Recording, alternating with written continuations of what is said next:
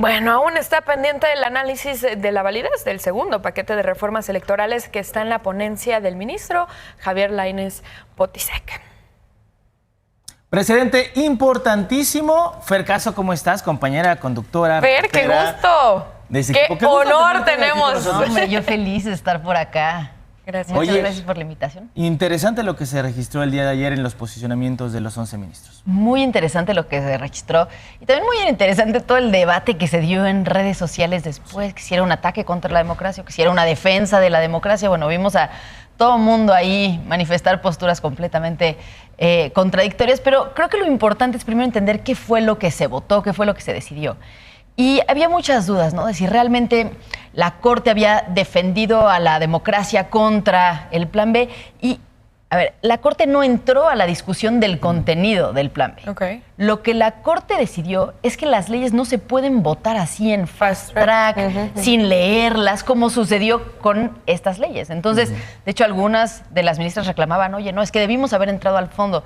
Pero la mayoría de los ministros, que fueron los que declararon la inconstitucionalidad, dijeron, oye, no, discúlpame, pero antes de entrar al fondo tenemos que decir esto es violatorio a la Constitución porque no se cumplieron los procesos que dice la Constitución que se tienen que seguir, que son la deliberación, primero tiene que pasar a comisiones, luego pasar al Pleno. Es una forma también en la que las minorías, que saben que no van a poder tal vez ganar las votaciones, pero pueden manifestar sus puntos de vista, tal vez convencer a sus compañeros, incluir puntos importantes. Pues todo eso es importante y no nada más está pintado ahí de manera decorativa en la Constitución, se tienen que cumplir estos procesos.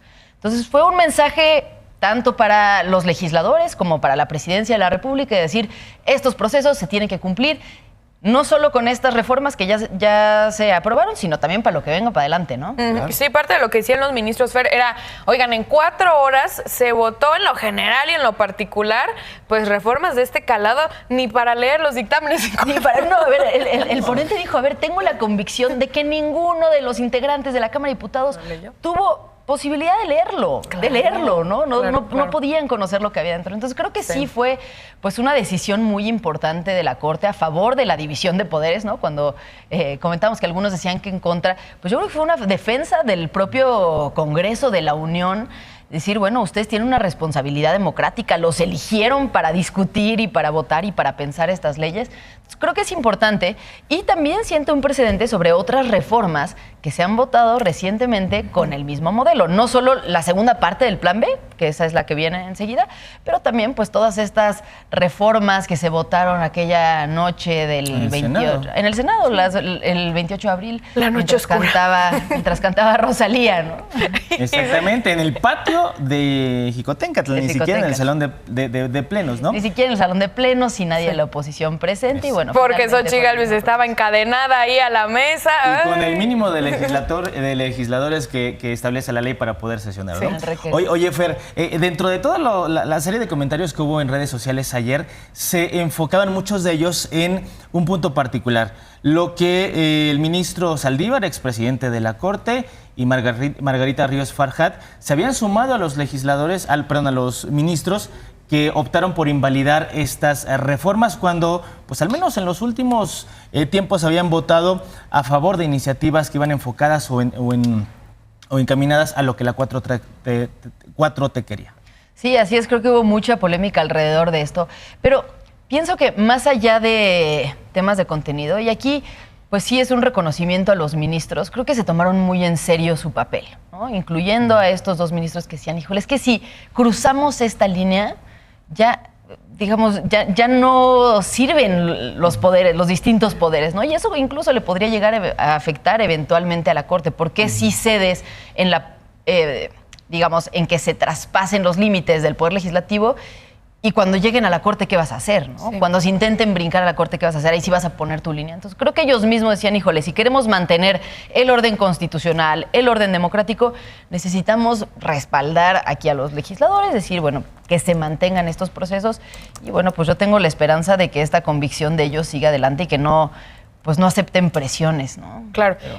Fer, y justamente hablando de presiones, previo a la discusión que se dio ayer en la Corte, bueno, a través de un comunicado, el Gobierno de México pues dijo, oigan, esperemos que no invalide nada, por favor. ¿Qué pensar de esto? ¿Qué pensar de pues quieras o no, la violación y la intromisión a la discusión que se tiene que dar en otro poder distinto, no en el Ejecutivo. A ver, sin duda siempre hay temas delicados, ¿no? Cuando un poder hace referencia a lo que debe hacer el otro. A mí me parece que, a ver, es natural que un poder que promovió una reforma, ¿no? Como es este caso, pues tenga el interés de que se sostenga, ¿no? Y diga, bueno, pues yo espero que esto se mantenga, pero creo que hasta ahí debe llegar. Lo que no sabemos es todo lo que pasa alrededor y creo que es en donde en realidad están las dudas, ¿no? Bueno, ¿qué tantas llamadas, qué tanta presión hay?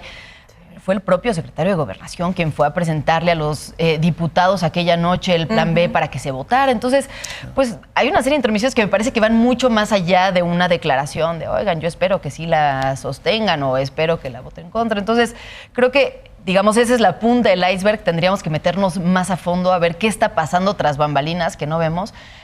Pero bueno, la buena noticia es que independientemente de lo que pasara tras bambalinas, aquí la Corte se sostuvo y una nota importante, finalmente estas reformas se podrían volver a llevar a la Cámara de Diputados. Sí. Se podría ahora hacer el proceso de manera correcta. Podrían los diputados ahora sí llevar todo el mecanismo que establece la Constitución y ahora sí aprobarlas de la manera en la que está establecido. Y la Corte tendría entonces ahora que entrar al fondo para revisar si son constitucionales. Que tendría, te voy a interrumpir aquí, Fer, tendría que ser en el periodo ordinario o convocar un extraordinario, ¿cierto? Cierto, pero ya no da tiempo para que esto suceda antes de que inicie el proceso electoral. Del 2024. Del 2024, porque se inicia este mismo año, ¿no? Aunque las elecciones son el próximo año, la organización, que se pongan representantes de casilla, etcétera. Y lo que dice la Constitución es que no se pueden cambiar las leyes, ya habiendo iniciado el proceso electoral, bueno, incluso unos días antes. Entonces, bueno, ¿qué es lo que pasa? Que si se quiere seguir todo el procedimiento, entonces ya no daría tiempo. Se podría hacer express, pero ya vimos que si se hace express se echa para atrás. Entonces ya al menos estas leyes que son las que hablan de que los funcionarios no puedan hacer promoción de campañas, que no puedan hablar de programas de gobierno durante temporada electoral, todas estas que se refieren particularmente a los temas de expresión y de algunas responsabilidades administrativas, estos ya no van a entrar en vigor para el próximo proceso electoral. Tendría que volverse a hacer todo este mecanismo, esta discusión y pues probablemente para los procesos siguientes. Pues bueno, entonces queda pendiente ver la validez del segundo paquete de reformas. El ministro ponente es Javier Lainez Potisek, quien votó en contra a favor del proyecto, en contra del plan B, ¿no? El plan B. Todavía no se conoce el sentido de su proyecto. Todavía no se conoce, pero bueno, uno podría imaginarse que si ya hubo esta votación de por medio y la votación se dio más o menos en los mismos términos para la segunda parte del plan B, pues finalmente uno podría esperar que el resultado sea el mismo. Mencionar pues también para tener el contexto, esta segunda parte del plan B es la que habla de la estructura del INE, ¿no? La que generó muchísima polémica, que si se iban a reducir el número de oficinas, que iba a desaparecer el servicio profesional electoral. Todo esto, toda esta parte de la discusión es la que viene en la segunda parte. La que contempla la desaparición del secretario ejecutivo.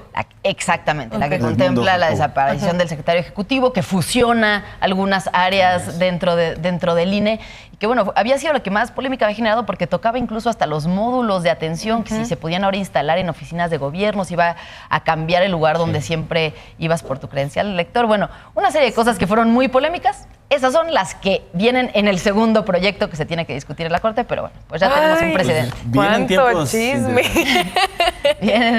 Vienen tiempos interesantes. Y es que es político todos, hay que decirlo. El ministro Saldívar, cuando era presidente de la Corte, votaba muchas veces en sentido, digamos, para favorecer las reformas de la 4T. Ahora, digamos que ya terminó, ya no anda batallando con la presidencia, ya tiene más libertad de acción. Ahora, pero incluso ya habiendo dejado la presidencia, siguió teniendo votaciones muy polémicas a favor de los proyectos del presidente, ¿no? Creo que esta sí fue una novedad y creo que sorprendió a todos, pues desde mi punto de vista, para bien. Sí. Pues porque tuvo una postura muy clara. ¿Crees que sorprendió el voto en contra del proyecto a favor de la reforma de Yasmín y de Loretta? Yo creo que desde que venía el proyecto, o sea, desde que se dio a conocer cuál era el proyecto de sentencia y que esto circuló, me parece que había buena expectativa de que esto se iba a echar para atrás. parecía que al final los ministros ya tenían bastante platicado previamente, se había consensado bien pues cuáles iban a ser los términos para que no les pasara esto, que luego pasa en la Corte de que logran una mayoría, pero unos por unos argumentos y otros por otros, y al final eso acaba haciendo que los conteos de votos salgan raros y que no se cuenten, y que se desechen. Entonces, creo que estaba bastante consensado, al final hubo una línea bastante organizada a favor del proyecto. Entonces, yo creo que a partir de eso ya más o menos supo, vamos a ver cómo viene ahora el próximo proyecto de sentencia, pero... Sí. Todos los ojos puestos ahí. 9 votos a favor, 2 en contra, se esperaba un poquito más cerrada, pero bueno. No se requerían 8, entonces se logró un poquito más de margen, lo cual también le quita presión a los ministros que votaron por este proyecto, ¿no? El hecho de que, la mayoría. De que haya habido un voto más del necesario, pues demuestra de manera contundente que sí estuvo mal hecho, ¿no? Pero qué gustazo.